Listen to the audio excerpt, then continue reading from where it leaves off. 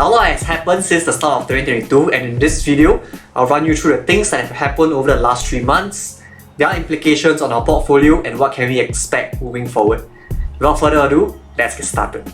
3 key things that have happened over Q1 2022. The Russia-Ukraine conflict. The first is the start of the Russia-Ukraine conflict that began in February 2022.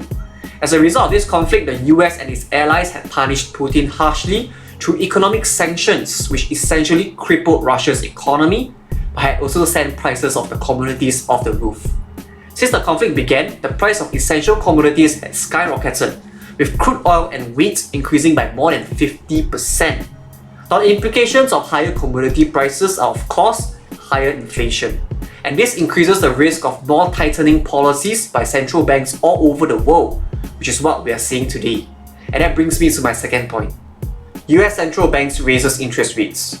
On March 16, the Federal Reserve had increased their interest rates target, also known as the Fed Fund Rate, by 0.25%.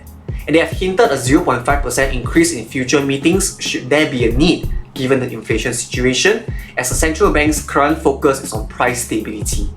Now, a higher interest rate raises the cost of borrowing, which essentially lowers the net profitability of businesses, especially those with high levels of borrowing. And this will naturally slow down the economy, lower business profits, while increasing the probability of a recession happening if not managed well. China COVID outbreak. Meanwhile, on the east side, China is battling with COVID yet again as Omicron spread throughout the country. In response, the CCP had tightened their COVID measures, which may result in deeper economic damage. On the plus side, the CCP has stepped forward and communicated further policy support to support the economy as they attempt to achieve their ambitious GDP growth target of 5.5%. That said, the implications of China's battle with COVID will not only affect their domestic market, but also the global markets, given the global dependence on China's production capabilities. Implication on our investments. Now, given what's going on with the world, it doesn't come as a surprise to anyone that the markets had corrected since the start of 2022. The global and the US market, as represented by the S&P 500, had declined by 6%, while the Asia market, on the other hand, had experienced a sharper decline of 10%.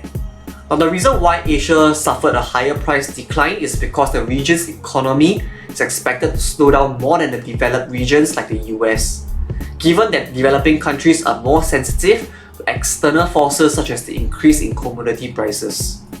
A second reason as to why Asia suffered a higher price decline as compared to the US is due to the investors' perception of the market itself. As Asia is perceived to be an emerging market, investors treat Asia as a high-risk investment and will often flee to invest in perceived safe havens like the US during periods of high uncertainty such as now. That said, does that mean that all hope is lost in the Asian markets? My answer is no. Far from it, and that brings me to my last point of this video. Future expectations. Now, things are going to get rougher before it gets better. A combination of rich valuations, slowing growth, and a high degree of global uncertainty is going to result in a higher probability of a price decrease as compared to a price increase. That said, tough times do not last forever. We've seen from history over and over again that if we are investing in a broadly diversified market with reasonable future growth potential, you will eventually break even on the losses suffered during a correction or a bear market. Now, the high commodity prices will definitely cause short-term pain in the fundamentals of our investments. But such prices will not last forever, and market forces will eventually force these commodity prices to go back down to its normal levels. It could be through a scenario of a recession, or hopefully a more soft landing approach, such as the resolution of the Russia-Ukraine conflict.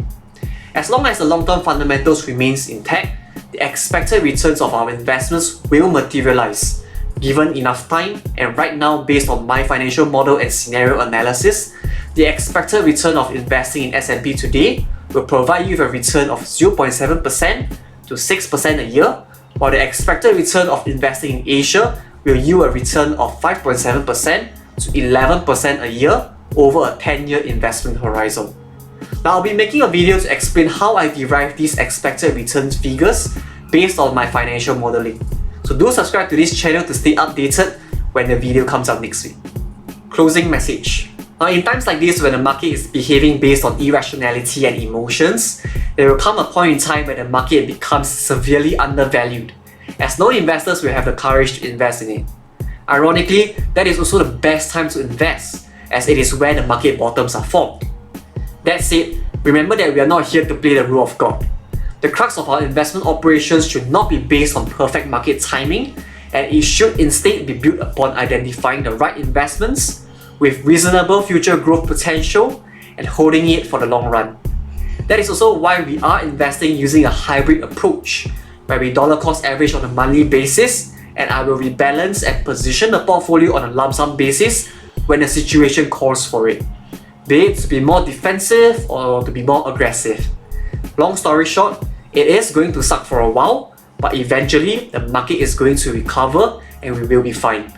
If you have any questions or concern with regards to your investments, please PM me on WhatsApp or Telegram, and we can schedule a Zoom meeting to address your concerns. Stay safe and hope to hear from you soon.